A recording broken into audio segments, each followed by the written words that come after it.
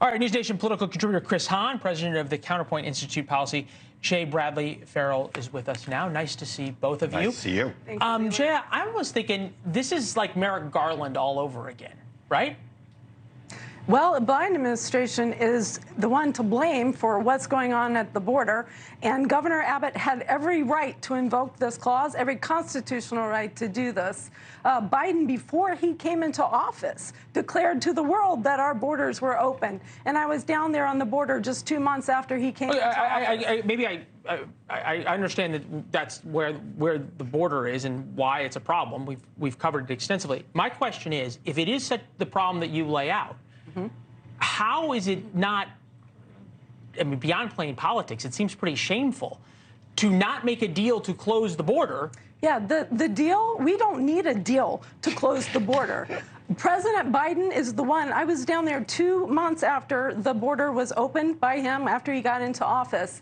I was talking to federal law enforcement and local law enforcement who were being told to let human traffickers out of jail. This is why everybody hates Washington, right? One party says there's a problem, the other party says there's no problem. They find a way to get a compromise. Finally, there's a compromise.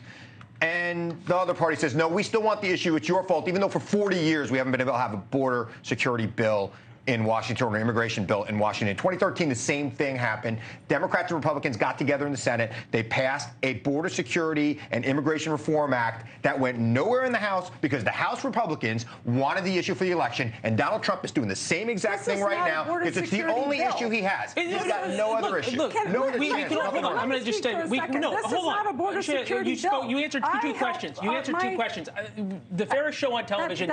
The fairest show on television dictates that we actually are fair about this. This is a compromise. It is a deal to change the parole rules. It's a deal to put more border security. And it's a deal to fund Ukraine. Please answer the question. How is it acceptable that Republicans won a deal, negotiated a deal, and then as soon as Donald Trump comes in and tells them not to make the deal, they listen to him, who is not currently an elected person? Well, why should border security be linked to Ukraine? That's the point. Because that's how Washington works. You compromise with each other to make a deal. It's called give and take. It's called checks and balances. It's called one party wants this, the other party wants that. How do we make a deal? That's what Donald Trump wrote a book called The Art of the Deal. He should be celebrating this deal, but he's a fraud, just like everybody in the House who's supporting him. Enough with the name calling. Okay, it's not a fraud, right? It's just it exposes it for what it is. It exposes that he cares more about a general election issue than he does about the border. A Ukraine aid package does not need to be tied to a border security package. H.R. 2, my organization actually helped pass that through the Senate. It is a comprehensive legislation bill. Border security, we don't need more money going to the border. Border Patrol does need some more money, but what we need to do is... I spent 6 years. You got the first word. I spent 6 years of my career working in the United States Senate. What belongs in a bill in the Senate is what will get that bill passed. Get done what you want to get done. We want Ukraine. They want border security. Let's make a deal.